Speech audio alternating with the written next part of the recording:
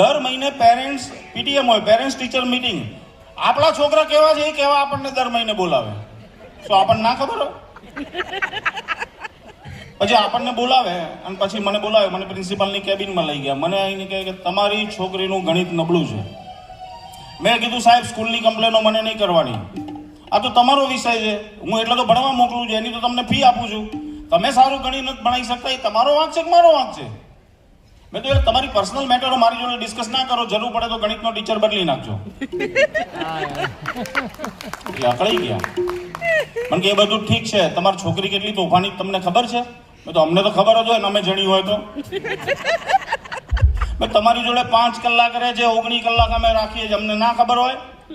અને એ બધું શીખે એટલે તો સ્કૂલમાં મોકલી છે, અને તમે નથી શીખવાડી શકતા તો આ તમારી નિષ્ફળતા છે. અમે કોઈ દિવસ આવીને તમને મોઢે મોઢ કીધું કે તમે સરખું નથી ભણાવ્યું, સરખું નથી શીખવાડ્યું, આ તમે તોફાન નહીં કરવાના એવું બધું નથી કીધું? આ તમારી ભૂલો છે. સાહેબ ગમે તે થયું, મને કે તમે બહાર બેસો થોડી વાર.